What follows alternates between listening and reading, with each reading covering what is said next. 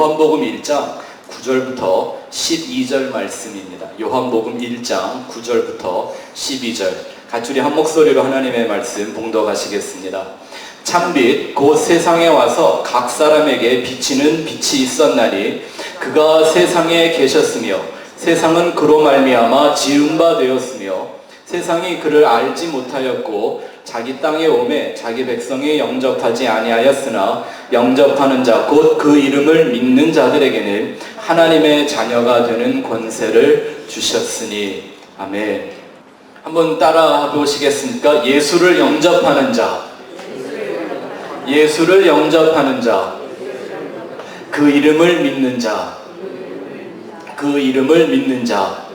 한 번에 붙여서 해볼까요? 예수를 영접하는 자, 그 이름을 믿는 자. 다시 한번 예수를 영접하는 자, 그 이름을 믿는 자.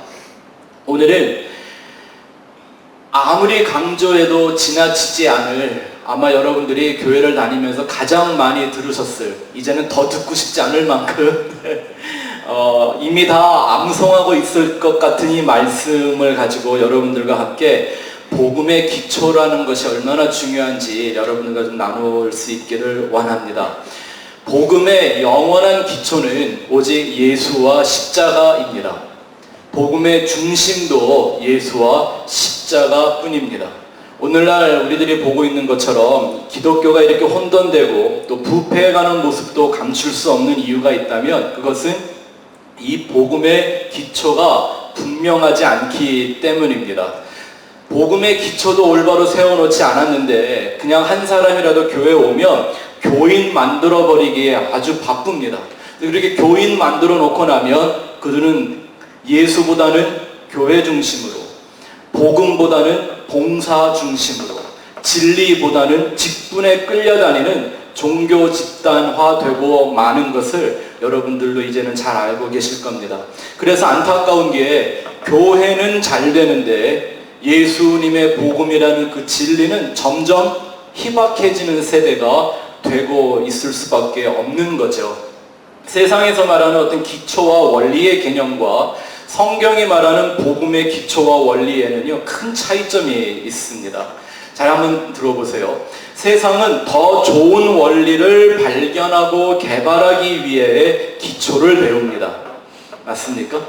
그래서 기초가 튼튼해야 된다고 강조하긴 하지만 그것은 기초 자체를 위한 것이 아니라 기초를 알아야만 그 기초를 통해서 얻게 되는 어떤 발전된 원리를 얻기 위함입니다. 예를 들면 이런 거죠. 산수가 있고 수학이 있습니다. 그죠? 매스가 있고 매스메릭이 있잖아요. 산수랑 수학은 달라요. 그런데 산수라는 기초를 배워야 이제 수학을 할 수가 있습니다. 산수를 배우다가 수학으로 이제 넘어가게 되면 그 산수라는 기초를 가지고 수학의 어려운 문제와 원리들을 풀어낼 수가 있는 거죠. 수학을 하는 이유가 산수의 중요성이나 산수의 위대함을 강조하기 위해서 하는 게 아니더라는 겁니다. 1 더하기 1은 우리는 너무 삼위일체적이라 1 더하기 1도 1 같아요. 1 더하기 1은 2지 않습니까? 근데 이게 얼마나 중요한 기초인 줄을 강조하고 그 의미를 발견하고 그것에 감동해서 1 더하기 1은 2래 이러려고 수학을 하는 사람 본 적 있습니까? 그렇지 않죠? 그래서 기초로부터 시작해서 좀 더 발전된 원리를 얻어서 뭔가 더 편리하고 좋은 베네핏을 얻기 위해 하는 과정이 기초입니다. 그런데 성경이 말하는 기초는 다릅니다. 반대라고 생각을 하셔야 합니다. 기독교의 신앙은 마치 산수로 시작해서 수학에 이르는 과정처럼 예수를 시작해서 무슨 행복이나 성공에 이르는 원리가 아닙니다. 반대로 예수의 은혜와 진리만이 왜 영원한 축복일 수밖에 없는가, 그것을 발견해가는 과정이 바로 복음의 기초를 말하는 성경입니다. 그래서 성경에는 믿음에서 믿음으로, 은혜 위에 은혜를 말하지 믿음에서 축복으로, 은혜에서 성공으로 이런 얘기가 없는 겁니다. 전혀. 복음의 기초란 어떤 삶의 원리들을 성경에서 이렇게 유추해내면서 무슨 성공의 법칙이나 인간의 그 연약함과 욕구를 만족시키는 종교로 발전시켜가는 바탕이 아닙니다. 오히려 이 세상에서 존재하는 모든 것들, 인생이 이 땅에서 경험하게 되는 생사화복, 희노애락의 모든 것을 가져다가 왜 예수만이 그 복음의 기초요 복음의 반석인지를 끊임없이 입증해내는, 왜 예수님의 십자가와 그 부활의 권능만이, 그 은혜만이 인생에겐 유일한 구원의 길인가를 계속 말하는, 다시 말하면 기초로 항상 돌아가서 그 기초를 드러내고 그 기초의 영광을 나타내는 게 기독교 신앙이다라는 겁니다. 이해가 되시죠? 그래서 성경은 이렇게 두꺼울 수밖에 없는 겁니다. 이렇게 두꺼운 성경이 예수 그리스도의 진리만이 왜 구원의 길인가를 우리에게 아주 다양한 각도로, 다양한 방법으로, 예수를 지금 볼 수 없으니까 그 예수를 눈으로 볼 수 있는 것처럼 보여준 책이 바로 뭐예요?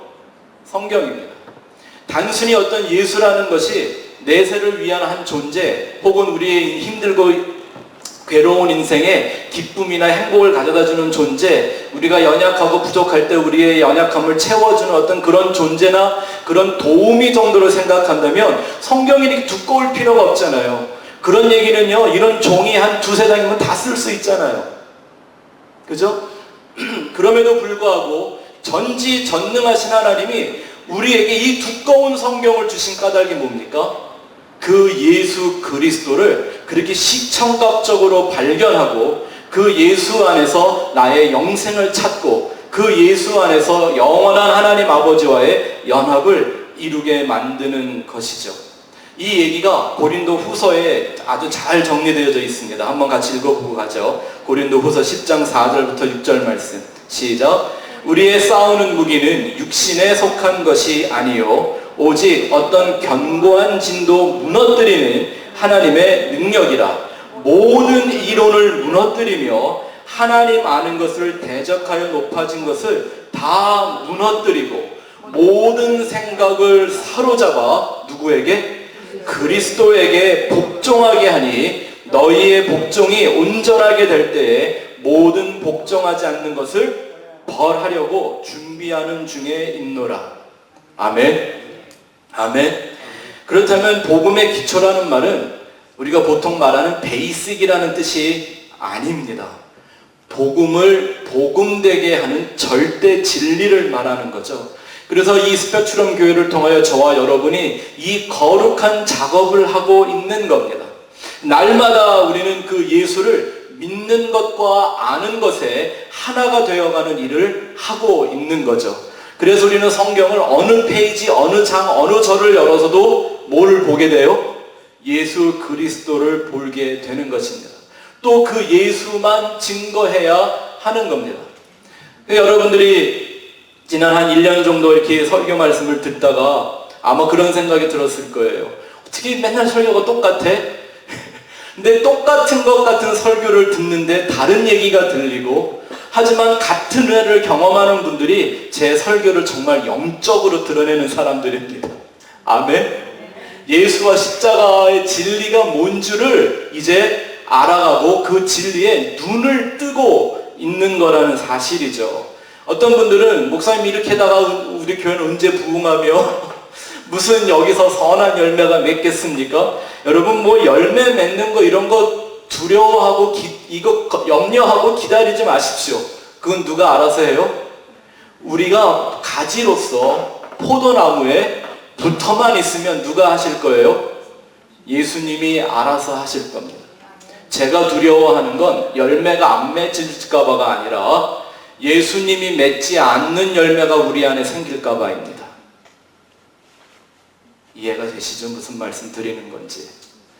예수 그리스도가 맺으시는 참 포도나무의 열매가 맺혀야 하는 교회에 그렇지 않은 다른 열매들이 맺히는 게 저는 두렵지, 열매가 더디 맺는 것 혹은 언제 열매가 맺어야 되는지 우리 마음에 기약이 없는 것, 전 이런 건 하나도 두렵지 않습니다. 누가 하시는 일이기 때문에. 우리가 예수 안에 붙어만 있으면, 여러분 요절 열심히 외우고 계시더라고요. 너희가 내 안에 거하고 내 말이 너희 안에 거하면, 우리는 그것만 하고 있으면 이루시는 이는 예수 그리스도이십니다.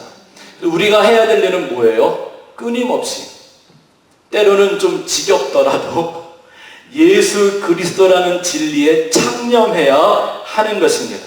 아멘. 그 중에 정말 우리에게 있어서 가장 중요한 기초가 있다면 바로 이거 아니겠습니까? 예수를 영접하는 것, 그리고 그 이름을 믿는 것. 제가 근래 이제 성경을 좀 원어로 공부를 하면서 사실 제가 큰 충격을 받았던 구절 중에 하나입니다.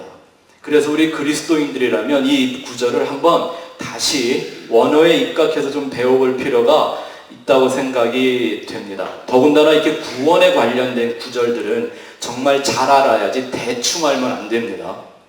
대충 알면 그 구원이 구원 아닐 수 있기 때문입니다.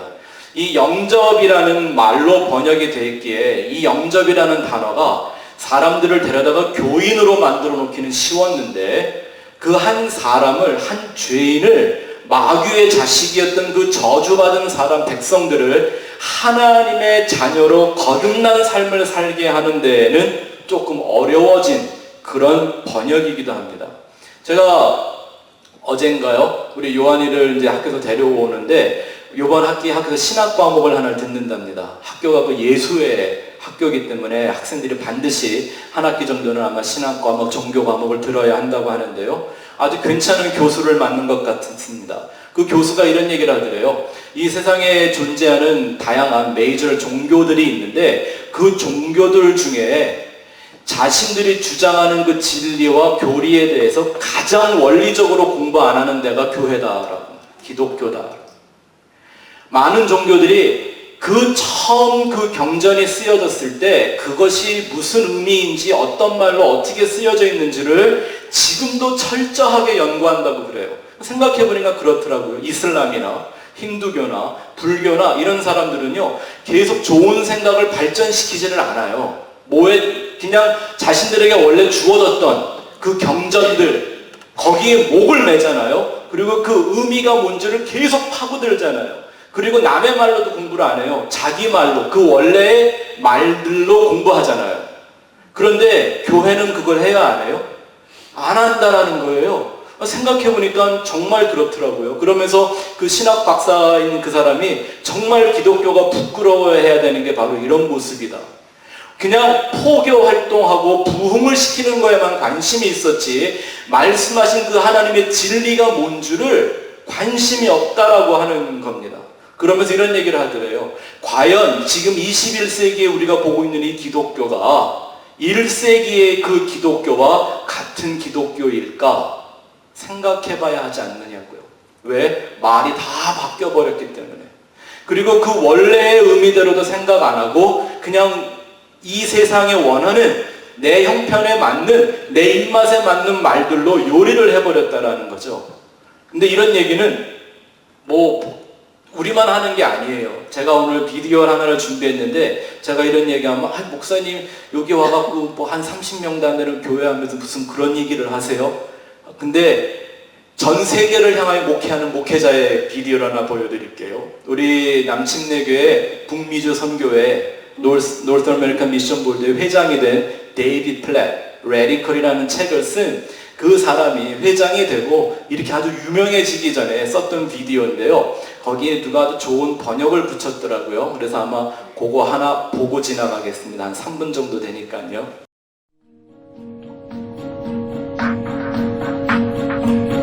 So I've got this friend, I'll call him John.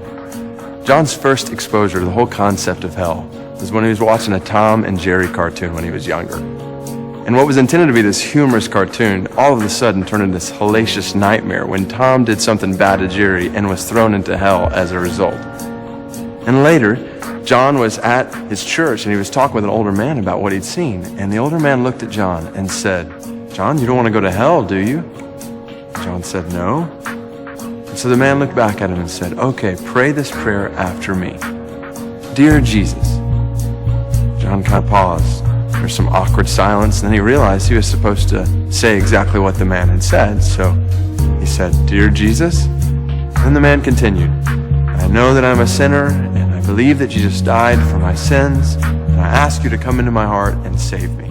And then when they were finished, the man looked at John and said, Son, now you can know that you are saved from your sins, and you don't ever have to worry about hell again. Is that true? Is this really what it means to become a disciple of Jesus? Is this really what it means to follow him? You look back at the first disciples in the Bible, and when Jesus came up to them and said, Follow me, that was not an invitation to pray a prayer. That was a summons for these men to lose their lives. But somewhere along the way, 2,000 years later, amid varying cultural tides and popular church trends, we have virtually missed that call. With good intentions, with sincere desires to reach as many people as possible for Jesus, we've taken challenging words from Christ and turned them into trite phrases in the church. And in the process, we've drained the lifeblood out of Christianity and replaced it with a watered-down version of the gospel that is so palatable, it's not even real anymore. And the consequences are catastrophic. Scores of men, women, and children culturally identify themselves as Christians today who biblically are not followers of Christ. Is that possible? Absolutely it is. In fact, according to Jesus, it's probable. He said at the end of his most famous sermon, Many will say to me on that day, Lord, Lord, did we not prophesy in your name, and in your name drive out demons and perform many miracles? And I will tell them, I never knew you. Away from me, you evildoers. Those are some of the most frightening words in all of the Bible. As a pastor, I stay awake some nights, haunted by the thought that many people who are sitting in church on Sunday will be shocked to stand before Jesus one day and hear him say to them, I never knew you. Away from me. We desperately need to take a look at our lives and our churches and ask the question, are we really, biblically, personally following Jesus? Eternity is dependent on how we answer that question.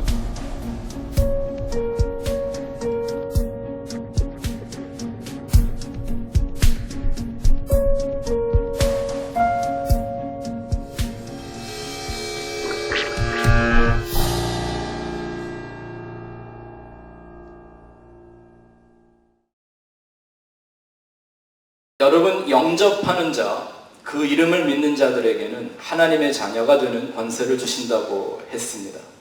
영접이라는 번역이 좋은 말이기도 했지만 그 의미를 모르면 전혀 다른 뜻으로 이해하게 됩니다. 제가 여러분 오늘 주보에 이 영접이라는 뜻을 갖고 있는 헬라어의 다른 세 가지 단어를 써드렸는데요. 첫 번째는 1번은 데코마이라는 말입니다. 이 말은 어떤 뜻에서 사용하는 영접이냐면 누가 나한테 선물을 주거나 혹은 월급을 주거나 그걸 우리가 이렇게 기쁜 마음으로 환영하며 받아들이는 그거를 바로 영접한다, accept하고 receive 하는 단어로 사용하고 있는 단어입니다. 또 두 번째 헬라어의 이 아펜테시스라는 이 말은 물건이 아니라 사람을 영접하는 행위를 말하는 겁니다. 어떤 내 집에 방문자가 오거나 어떤 손님들, 귀빈이 왔을 때 그들을 환대하며 이렇게 환영해주는 이런 거를 사용할 때 쓰는 말이 아펜테시스라는 헬라어입니다. 그런데 우리가 생각하는 영접이라는 단어가 이 두 가지 의미잖아요. 그런데 원래 이 12절에 쓰여져 있는 영접이라는 말은 이 두 단어가 데코마이도 아니고 아펜테시스도 아닙니다. 바로 세 번째 람바노라는 말입니다. 람바노라는 말입니다. 이 말은요, 환영이나 환대의 의미라기보다는 무엇인가를 혹은 누군가를 아주 지속적으로 적극적으로 끝까지 붙들고 늘어지는 것, 이거를 말하는 말이 바로 람바노라는 말입니다. 그러니까 여기서 사도 요한이 말하는 그 예수를 영접하는 자라는 말은 예수님 내가 환영합니다. 빨리 오세요. 내 안에 들어오세요. 하고 이렇게 받아들이는 행위를 말하는 게 아니라 오히려 반대로 내가 예수를 끝까지 붙들고 늘어지는 그것. 좀 안 좋은 말이지만 제가 의미를 강조하려고 이런 말을 쓰는 거예요. 끝까지 악착같이 놓치지 않으려고 끝까지 잡고 늘어지는 그 행위를 바로 영접한다라는 말로 번역을 한 것입니다. 방향이 완전히 다르죠.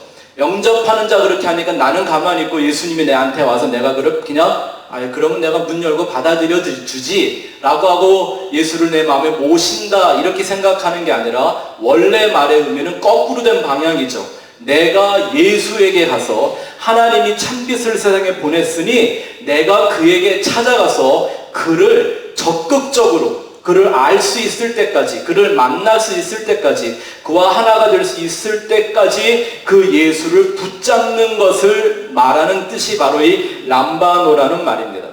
그래서 성경을 보면 예수님 근처에 정말 믿음이 있다고 칭찬받은 사람들은 예수를 붙잡는 사람들이었습니다.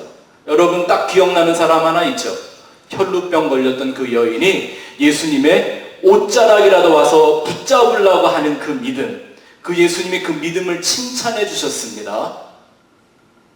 또 어떤 사람이 있었나요? 자기의 옥합을 깨트리면서까지 예수님 앞에 찾아와 그 발을 붙잡는 그 사람, 이런 사람들의 믿음을 주님이 칭찬해 주셨던 걸 볼 수가 있습니다.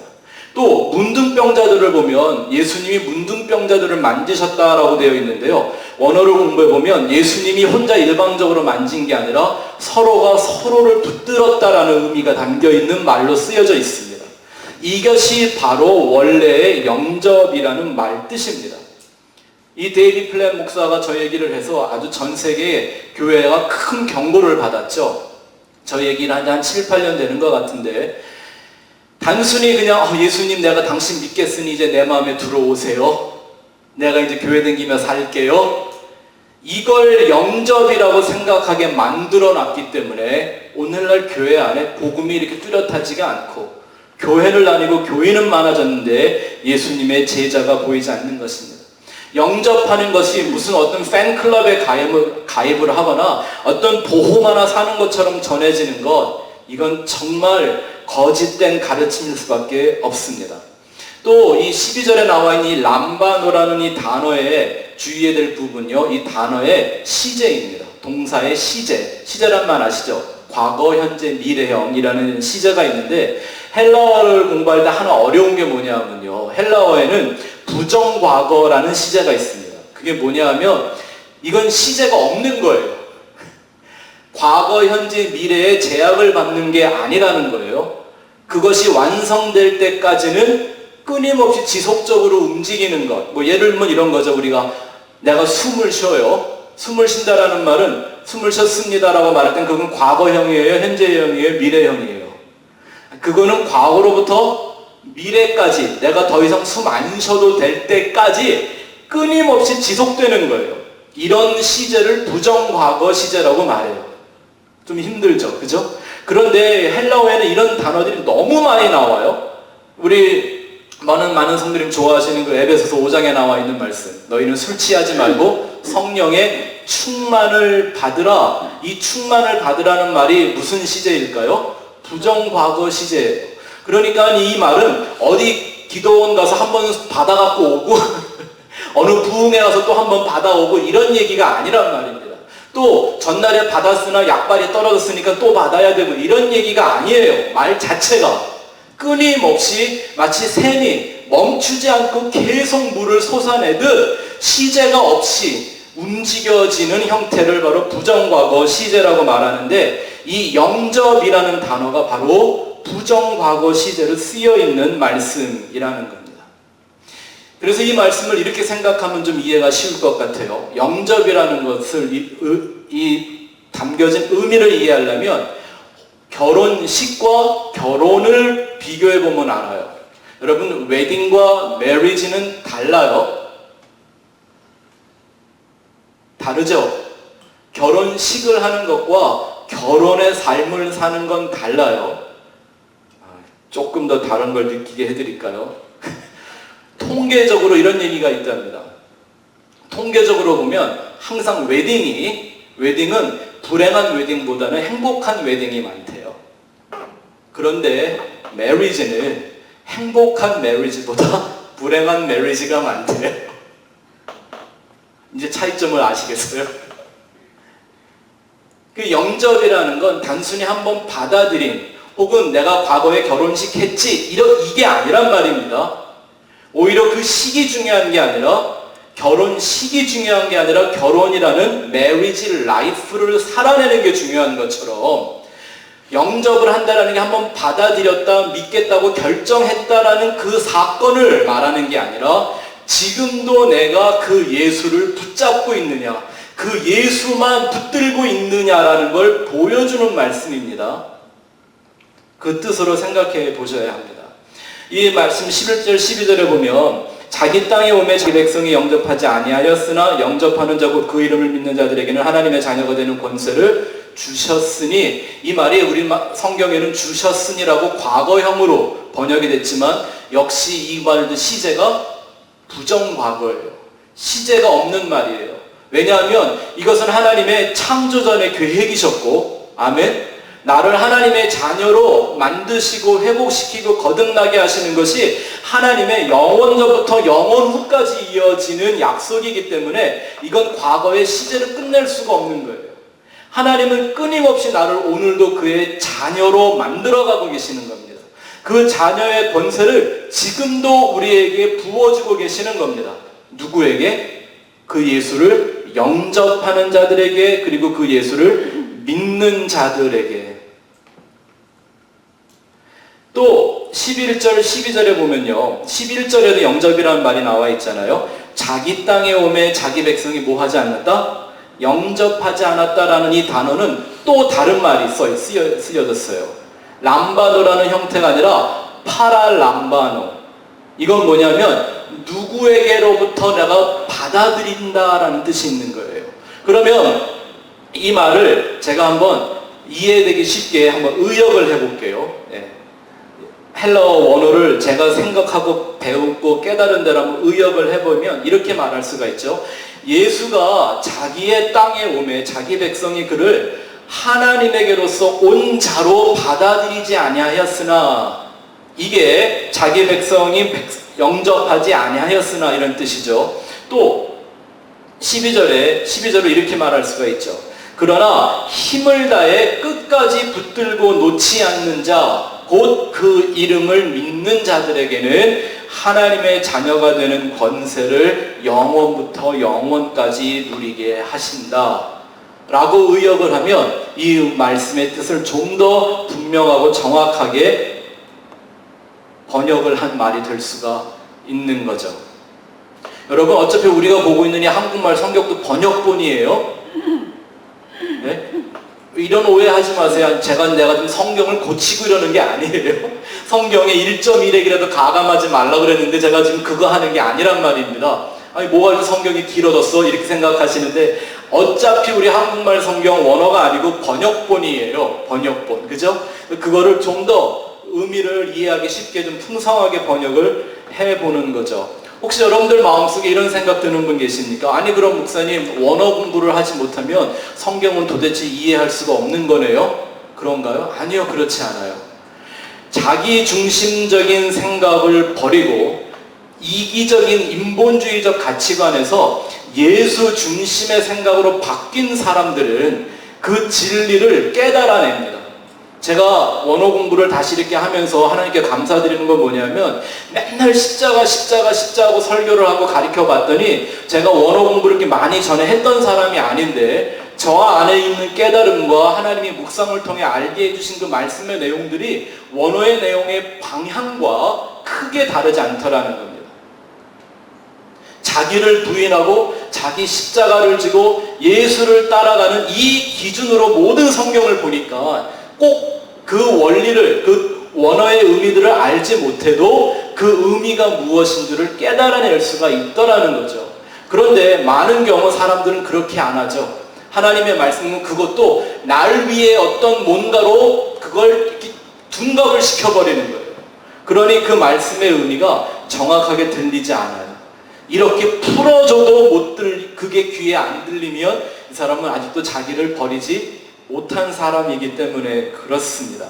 그러니 만일 누구든지 예수를 영접했다고 하면서 그게 과거의 사실일 뿐 오늘 이 시간 현재에도 내가 예수를 적극적으로 어그레시브하게 그를 붙들고 있는 실제적인 행위가 없다면 그 예수에게 집중하는 영적인 본능이 깨어나 살아 움직이고 있지 않다면 엄밀한 의미에서 이 사람은 예수를 영접한 거예요? 안 한 거예요?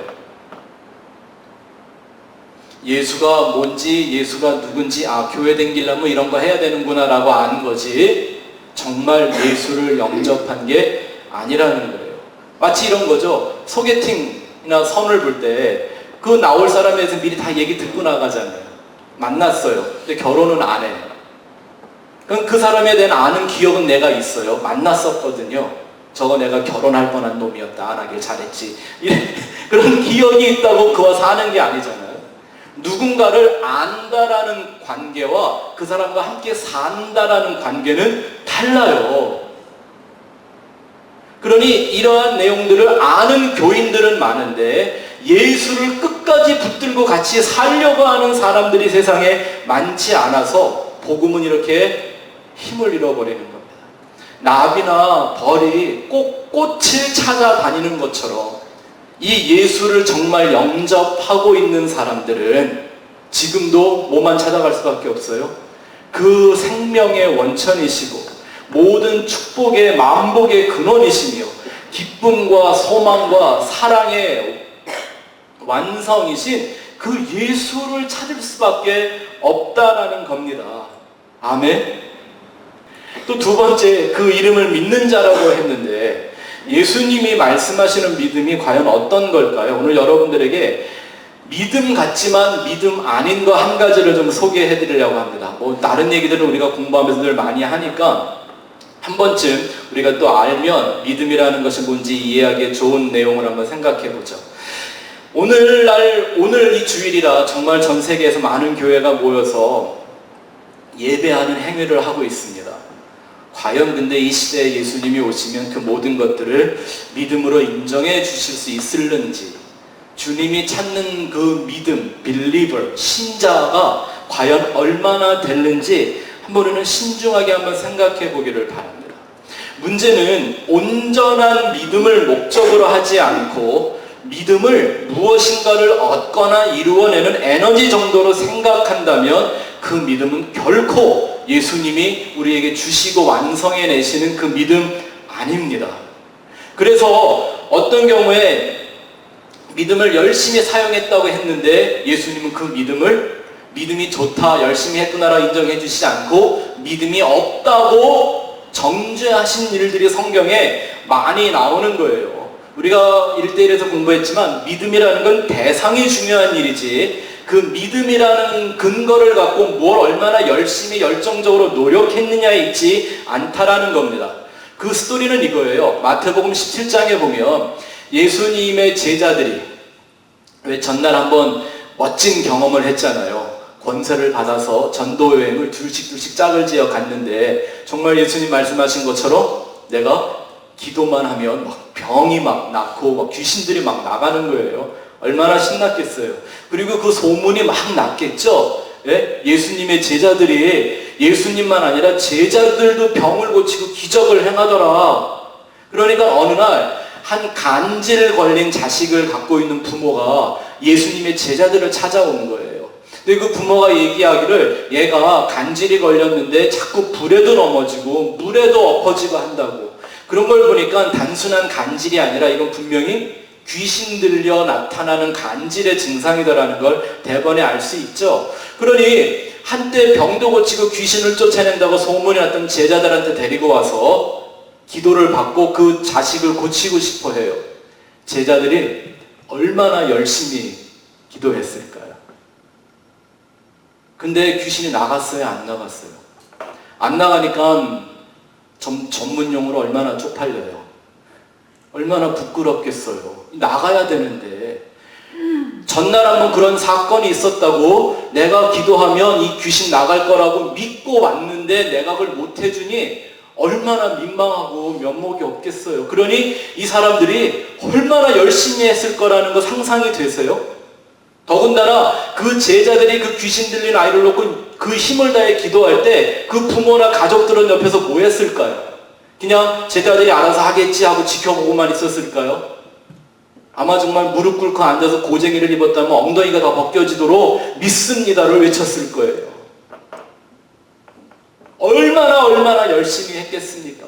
얼마나 간절한 마음으로 그들이 믿음을 한번 써먹어 보려고 그 일을 했겠냔 말입니다. 근데 귀신이 나가요? 이런 안 나갔습니다. 근데 마침 딱 그때 예수님이 꼭 그래요. 좀 미려와서 해주시면 얼마나 좋아? 다 실패하게 만들어 놓은 후에 오셔서 주님이 말씀하십니다. 마태복음 17장 17절 한번 읽어볼까요? 시작.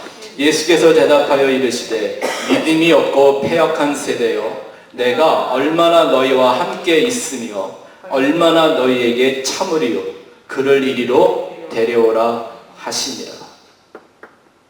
이 사람들은 지금 믿음을 가지고 그 귀신이 나가게 하려고 병을 고치려고 얼마나 힘쓰고 애쓰고 있는데 정말 눈물 콧물 다 흘리며 믿음의 행위를 하고 있었을 텐데 예수님 하신 말씀이 이 믿음이 없는 세대요. 거기서 끝나지 않습니다. 예수님이 한마디 더 붙이십니다. 이 패역한이라는 말이요 디아스트레소라고 하는 헬라어인데 그 뜻이 뭔지 아세요? 노트에 잘 적어 놓으세요. 이 변태 같은 이란 말입니다. 그러니 이 말을요 예수님이 하신 말씀을 오늘날 현대식으로 바꿔버리면 이런 거죠. 이 믿음이 없는 변태들아 라는 말이에요. 뭐한 사람들 귀신 쫓고 병 고치겠다고 지금 온갖 자신들 안에 있는 믿음을 끌어내서 그 아이 하나를 고쳐보려고 온 힘과 뜻과 정성을 다하는 그 사람들을 향하여 예수님은 이 믿음이 없는 변태들아 라고 얘기하신 겁니다. 이 서투르이가요 마가복음에는 좀 더 자세하게 나와 있어요. 예수님의 제자들이 삐졌겠죠. 이 사건이 다 끝난 후에 조용히 예수님한테 찾아와서 물어봤다 그랬습니다. 예수님, 당신은 되는데 왜 우리는 안 되는 건데요? 전엔 됐었잖아요. 근데 오늘은 왜 안 되죠? 그랬더니 예수님 하신 말씀이 기도 외에 다른 것으로는 이런 종류가 나갈 수 없느니라. 그럼 이런 말을 들으면 우리는 쉽게 마음에 떠오르는 게 기도가 부족했겠다. 기도를 더 열심히 해야 했던 거였구나. 이게 기도가 준비가 충분히 안 되었던 상태였구나. 기도의 분량이 채워지지 않은 거지 더 열심히 더 많이 더 뜨겁게 기도해야지 라고 하는 말씀일까요? 아니요. 그렇게 했잖아요. 이 사람들이 정말 온갖 마음을 다하여. 여러분 자식이 이런 병에 걸려 보신 적 있으세요? 없으니까 다행이지. 이게 이 부모들의 마음 어떨 거라고 생각하세요? 간절함이 없었을까요? 목마름이 부족했을까요? 예수님이 기도에는 이런 말을 하는 건 무슨 말이에요? 오늘 우리 1대1에서 배우겠지만 니네들이 한 기도는 기도가 아니다라고 하시는 거예요. 그러면 그들이 믿음이라고 사용하면서 외쳤던 그 믿습니다는 또 뭘까요? 예수님 말씀에 의하면 그건 변태짓이다 이런 거예요. 제 얘기가 아니에요. 성경에 써있잖아요. 이 패역한 세대요 그랬잖아요. 이렇게 예수 중심의 복음이 아니면 그 믿음이나 기도라는 것이 예수에게서 어떤 것을 하나 이렇게 뽑아내서 내 목적을 이루는 것으로 생각하게 됩니다. 하지만 성경이 말하는 그 믿음은 반대 방향으로 가야 하는 겁니다. 자기 중심적인 믿음의 방향을 가지고 있다면 그건 믿음의 거꾸로 가는 겁니다. 그런 믿음을 갖고 힘과 뜻과 정성을 다하고 있다면 그건 헌신이라고 말하는 게 아니라 변태짓이라고 하는 겁니다. 근데 오늘 안타까운 거 이렇게 변태짓 잘하고 변태짓 많이 하고 이런 사람들은 능력 있다고 그러고 뭐 큰 믿음의 사도니 막 이런 이름을 붙여주잖아요. 안타까운 일이 아닐 수가 없습니다. 이러한 것을 가르쳐주는 사건들이 복음서에 아주 세고 세 있잖아요. 또 한 가지만 한번 말씀을 드려볼까요? 부자 청년 얘기 너무너무 잘 하시는 얘기죠. 이 사람 신앙심도 깊고 돈도 많았고 예수를 찾아올 만큼 나름 신중했고 또 예수 앞에까지 와서도 자기의 마음을 드러내며 예수님에게 영생을 얻는 법을 배우기를 원했던 겸손함이 있던 사람이었습니다.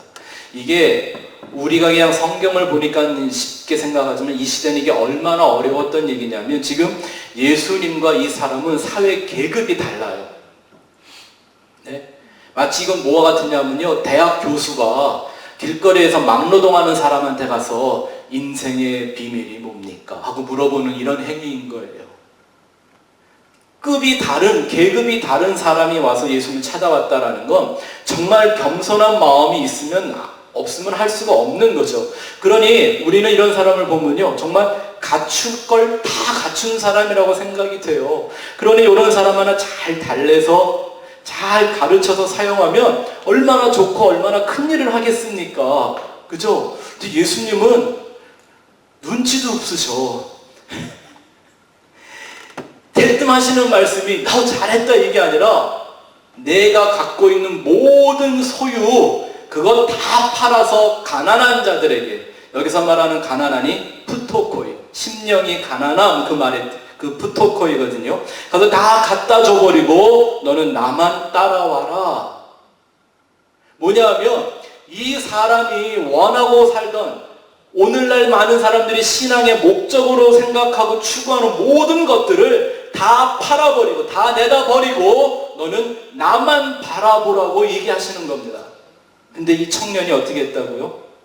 근심하고 돌아섰습니다. 저는 천국 가면요, 모세나 엘리야 이런 사람들은 뭐 볼 염려 안 해요. 이미 있는 거 아니까.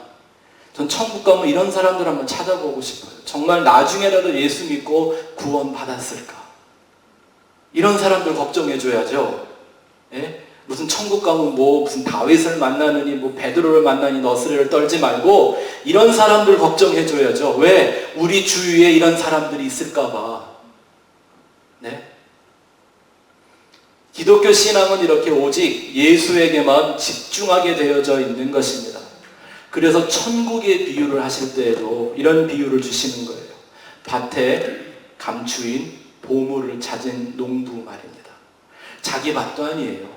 남의 밭에서 일을 하다가 호미에 뭐가 걸려. 그 땅을 파봤더니 뭐가 나와요? 거기 보물이 있는 걸 발견하고 자기의 가진 모든 재산을 다 팔아, 아마 사돈의 8천에 사채까지 썼는지 모르겠어요. 그 밭을 산 거예요. 밭을 산 게 아니죠. 뭘 가지려고? 그 보물 가지려고. 어떤 사람들은요, 아, 이거 나쁜 농부네, 주인 돌려줘야지, 이런 거하고 시비 거는 지금 이런 그런 포인트 아니에요. 또 그 다음 나오는 비유가 뭐예요? 진주장사요. 이 진주장사라는 말은 진주의 가치를 아는 사람 이런 뜻이잖아요. 이 사람이 돌아다니다가 정말 귀한 진주 하나를 발견하고는 그 하나 진주를 얻기 위해서 모든 소유를 다 팔아 진주를 사요. 그게 바로 천국이라는 거예요. 예수님이 말씀하시는.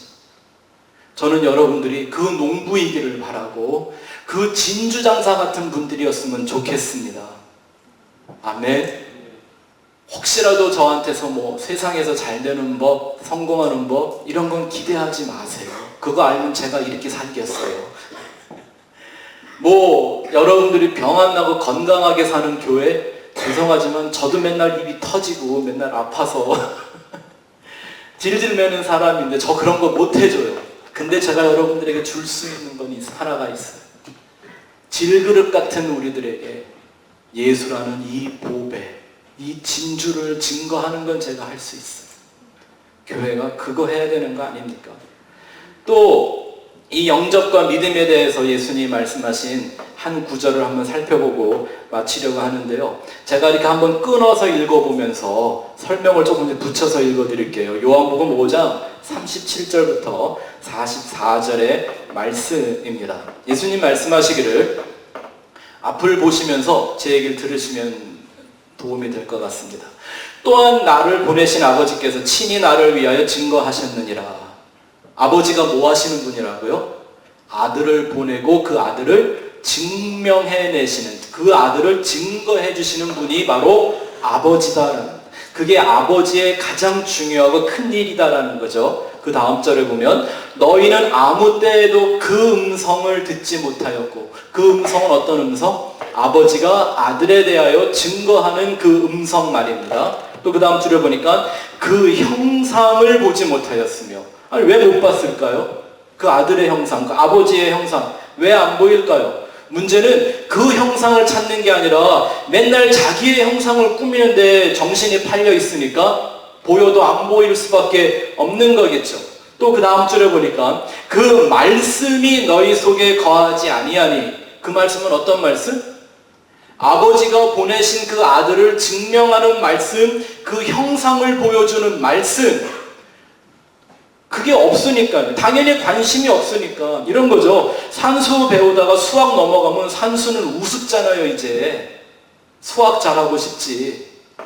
모든 많은 사람들이 무슨 예수와 십자가를요 산수 취급한다니까요. 그런가요? 또 그 다음 줄에 보니까 이는 그가 보내신 이를 믿지 아니함이라. 보세요. 아버지가 아들을 보내어 그를 증명하고 그의 형상을 드러내는 말씀을 보는 사람들이 아니면 그건 뭐 안 하는 거다? 믿는 게 아니다 라고 얘기하셨습니다. 아멘? 이해가 좀 되고 있으신 거죠? 네. 자, 그 다음 줄 가서 볼게요. 너희가 성경에서 영생을 얻는 줄 생각하고 성경을 상고하거니와 이 성경이 내게 대하여 증언하는 것이니라. 그러나 너희가 영생을 얻기 위하여 내게 오기를 원하지 아니하는도다. 이 얘기는 수백 번 했으니까 그냥 좀 지나갈게요. 그 다음 절에 보면 나는 사람에게서 영광을 취하지 아니하노라. 잘 보세요. 하나님이 사람한테 영광을 받는다, 안 받으신다? 안 받으신대요. 다만 하나님을 사랑하는 것이 너희 속에 없음을 알았노라. 나는 내 아버지의 이름으로 왔음에 너희가 뭐 하지 않았다고요?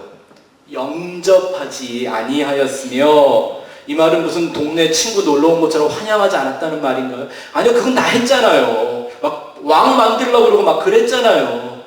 그런 환영은 했단 말입니다. 그죠? 그런데 뭘 안 한 거예요? 람바노. 그를 끝까지 붙들고 그가 하나님이 보내신 아들, 그 메시아인 줄을 알리기 위하여 그를 붙잡는 걸 안 했다라는 얘기죠. 그죠? 계속 읽어드릴게요. 너희가 영접지 아니하나 만일 다른 사람이 자기 힘으로 오면 뭐한다? 영접하느니라. 너희가 서로 영광을 취하고 유일하신 하나님께로부터 오는 영광은 구하지 아니하니 어찌 나를 믿을 수 있느냐. 그 세대를 보고 예수님 하시는 말씀이 뭐냐면 너희는 영접도 안 하고 믿지도 않는 거다라는 겁니다. 한번 오늘날 이 시대에 이 말씀을 적용해 볼까요? 아니, 이 시대는 고사하고 과연 내 믿음과 내가 주님을 영접한 건 어떤 것인지 한번 이 말씀에 비추어 한번 내 자신을 점검해 봐야 되지 않을까요? 이 말씀을 보니까 오늘 이 영광에 대한 얘기, 뭐 하나님의 뜻을 따라 한다 이런 얘기 좀 많이 하는데요. 수많은 교인들이 하나님의 영광을 위해 이것도 하고 저것도 한다고 합니다. 그런 사람들은 이 구절을 오늘 다시 배워야 합니다.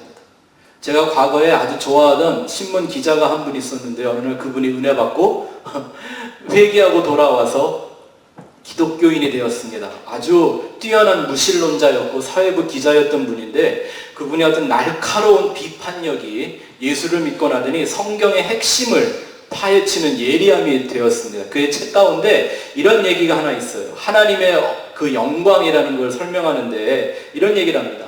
성도란 마치 어항 속에서 살고 있는 주인이 기르는 금붕어 같은 존재일 뿐입니다. 주인의 기쁨과 만족을 위해 작은 어항에 들어있는 금붕어, 그가 할 수 있는 건 아무것도 없습니다.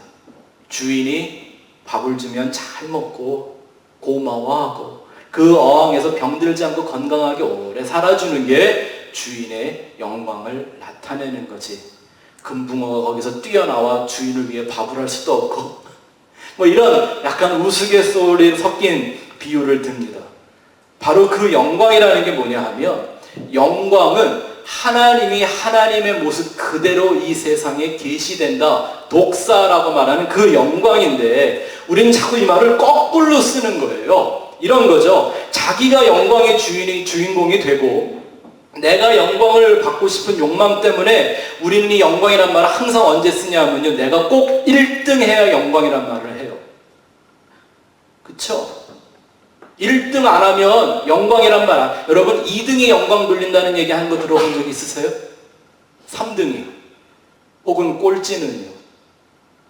1등만 하나님의 영광을 나타내는 거라면 2등, 3등은 그럼 뭡니까? 아무것도 아닌가요? 근데 제가 여러분들에게 정말 꼭 기억해 주시면 좋을, 부탁하고 싶은 말씀 하나 또 드릴게요. 하나님은, 한번 따라해 봅시다. 하나님은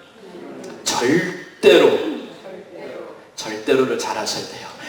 절대로 세상의 1등한테서 영광을 취하지 않으신다. 시작. 연결해서 볼까요? 하나님은 절대로 세상의 1등한테서 영광을 취하지 않으신다. 시작. 하나님은 절대로 세상의 1등한테서 영광을 취하지 않으신다. 잘 생각해 보세요. 세상의 1등이 어떻게 하나님에게도 1등이겠습니까? 이렇게 사람의 영광을 구하는 사람들이 흔히 쓰는 말이요, 뭐 하나님의 영광을 위해 한다, 하나님의 뜻이 이러면 저러면 내가 그걸 하겠다라는 겁니다. 이런 얘기에 대해서 예수님의 동생 야고보, 누구냐 하면 예수님의 배다른 동생이었죠. 이 야고보도 아주 어릴 때 예수님한테 버릇없이 굴던 사람이었어요. 예수님한테 형 기적 좀 한번 일으켜봐, 잘하잖아 이러고 까불고 그러던 사람인데, 이가 나중에 부활하신 예수님을 믿고 알고 나서는 자기를 예수의 종으로 고백하는 사람이 됐죠. 그리고 그 실제 믿음의 행위가 뭔지를 증거하는 제자가 됐는데, 야고보서 4장 14절에 16절에 이런 얘기를 하고 있습니다. 같이 읽어보죠. 시작. 내일 일을 너희가 알지 못하는도다. 너의 생명이 무엇이냐? 너희는 잠깐 보이다가 없어지는 안개니라. 너희가 도리어 말하기를 주의 뜻이면 우리가 살기도 하고 이것이나 저것을 하리라 할 것이여를 이제도 너희가 허탄한 자랑을 하니 그러한 자랑은 다 악한 것이니라.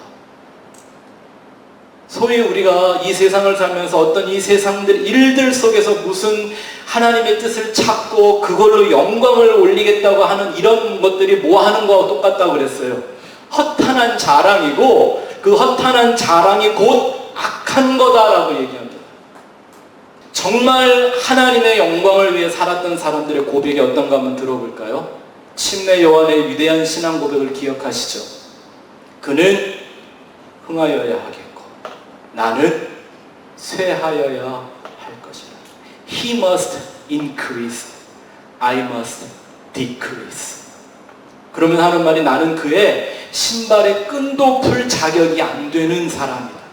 다만 그 신랑의 친구로 그 들러리에 서 있는 기쁨만으로도 나는 more than enough, 충분하다. 여러분, 이 기쁨을 모르는 사람이 정말 신자일까요? 예수님을 영접한 사람일까? 전 잘 모르겠습니다. 전 자신할 수가 없습니다.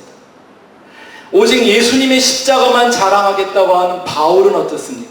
여러분, 그 당시에 십자가는 자랑할 게 아니었어요. 저주의 형틀이지. 오늘날 우리가 됐으니까 그 십자가를 막 미워하면서 자랑한다 이런 얘기가 불편하지가 않지, 그 당시에 십자가를 자랑하는 건 미친 거였습니다. 근데 바울이 뭐가 부족해서요?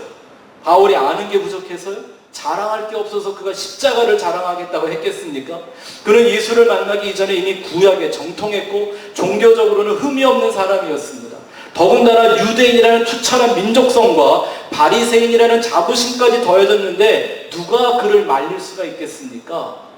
그런데 그가 예수를 만난 후 그에게 생긴 두려움은 이것이었습니다. 내가 드러남으로 예수가 감춰질까 봐. 내가 살아서 또 예수를 죽여야 하는 일이 생길까 봐. 그걸 두려워하는 십자가의 사도가 되고 말았습니다. 인간의 모자란 말로 복음의 진리가 훼손될까 봐 그는 염려하고 살았습니다. 거짓된 가르침으로 다른 예수가 전달될까 봐 그는 노심초사하며 살았습니다. 기독교는 예수만 믿는 곳입니다. 아멘. 오직 예수만이 길이요 진리요 생명이라고 했기 때문에 우리는 그 예수만 바라보는 것입니다. 죄가 뭡니까? 죄. 하말티아. 뭐 한 거라고요? 관역을 빗나가다 혹은 궤도를 벗어나다. 예수라는 그 관역, 예수라는 궤도를 벗어난 모든 게 다 악한 것이고 허탄한 자랑이고 그게 다 변태짓입니다. 그래서 우리가 할 수 있는 건 하나밖에 없는 것. 그 예수의 말씀 안에 거하는 것입니다. 끊임없이 예수가 어떤 분인 줄을 하나님이 우리에게 증거하시는 대로 창세기부터 계시록까지 그 예수를 배워가는 겁니다. 그 예수를 알아가는 것입니다. 그리고 그를 끝까지 그 예수와 내가 하나가 되는 그 날까지 그 예수만 붙잡고 가는 겁니다. 이게 바로 뭐 하는 거예요? 예수를 영접하고 그 이름을 믿는 거라고 했습니다. 제가 말씀을 마치면서 여러분들에게 하나 감사하고 싶은 건, 이렇게 매주 똑같은 설교하는 것 같은데 매주 와서 이렇게 들어주시는 분들이 있어서 제가 힘을 얻어 설교를 합니다. 여러분의 마음과 중심이 우리 그 예수 그리스도를 향하는 그 열정으로 더욱더 뜨거워지시기를 축원합니다. 그리고 예수만 증거하는 여러분들이 되시기를 주의 이름으로 부탁을 드립니다. 기도하겠습니다. 아버지 하나님, 은혜를 감사합니다. 오늘도 우리에게 허락하신 그 예수 그리스도의 거룩한 진리와 그 예수를 따라가는 삶이 무엇인가를 상고해 보았습니다. 그 아들을 영접하고 그 이름을 믿는 자에게 자녀된 권세를 주신다고 했습니다. 하나님, 우리에게 영원부터 영원까지 우리에게 내려 주시는 그 자녀의 특권이 우리 삶 속에서 날마다 순간마다 경험되게